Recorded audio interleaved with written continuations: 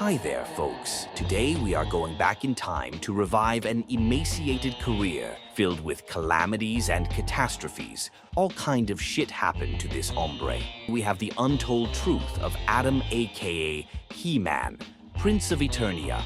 So, get some snacks, a beer, maybe a doobie, and of course get yourself comfortable because we have lots of unpublished material to watch. The year was 1984. Episode 130 of Masters of the Universe aired, but you know, times were changing.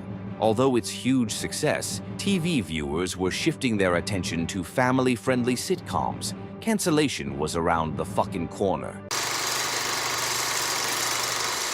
I cared about that kid as a son of mine, but he lost his way.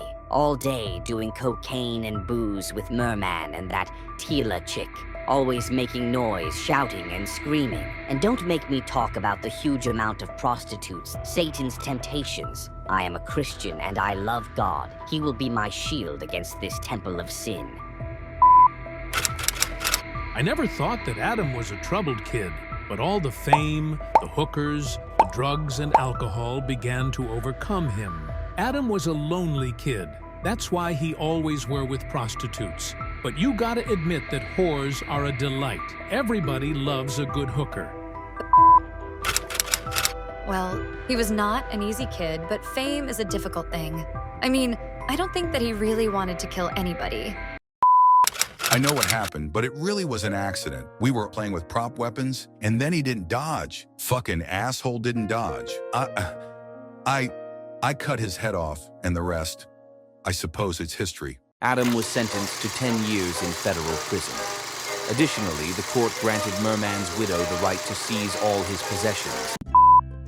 This 2 years made me a better man. I quit cocaine, and my soul is reunited with baby Jesus. Also with Mary and Joseph and that donkey, and that 3 wise men. Even the black one is with me, and I have a fiancée. She was a dude, but it's not like I am gay. It was July 1991, and a new project emerged. Adam and Duncan team up with a new producer, some guy called Mark Stelling. He did some soft porn movies in the early 80s.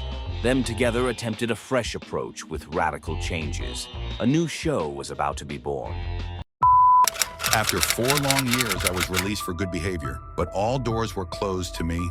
Then I think it was October of 1990. When a Hollywood producer contacted. I gotta admit that his idea maybe kind of reminded me to another show. But you know, sometimes you avoid some thoughts to embrace the future to come. Skeletor didn't want to be on the show, so we needed a new antagonist. We contacted Mumra, but the damn asshole wanted a lot of cash. Then Mark got me Jackalman's phone number.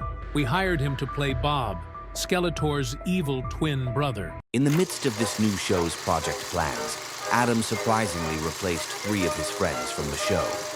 But compañero, you should never forget that some decisions can change your fate forever. It was not fair that Adam fired Orko for being homosexual. Very questionable. They were friends. But fame changes people. And despite having finished his time in jail, he was still an addict. But now, it was to money. And cocaine, of course. That Wednesday, I arrived at the set, and there she was. Molly fucking Ringwald and that Urkel kid. Apparently, Adam called them to replace Orko and me. You know what I mean, man? Business is business, and we want to make some cheese here. Molly Ringwald, my Ann, she is the chick of the moment, the perfect replacement for Tila.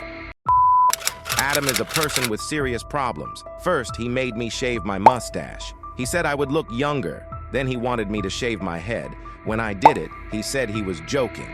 A week later, he replaced me with that guy from the Prince of Bel-Air. When I asked him why, he told me I wasn't Jewish.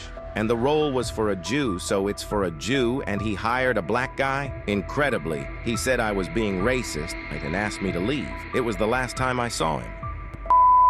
Orko? Well, we had our differences, I gotta admit. He sadly said that I fired him because of his homosexual habits. Come on, dude, I am not homophobic. Besides, Urkel is funnier, cheaper, and not homosexual, and sounds like the same to me. Urkel. I know that they wanted Mumra, but he asked for too much money, so they called me instead. I thought, fuck it, I needed that cash. Worst decision ever. No, I'm not using cocaine. Are you a cop or what? Apparently, Mr. Man-at-Arms was involved in more than one venture at the same time, leading a criminal network and starring in a teen sitcom. Oh, that were for my Tinder profile. Sorry.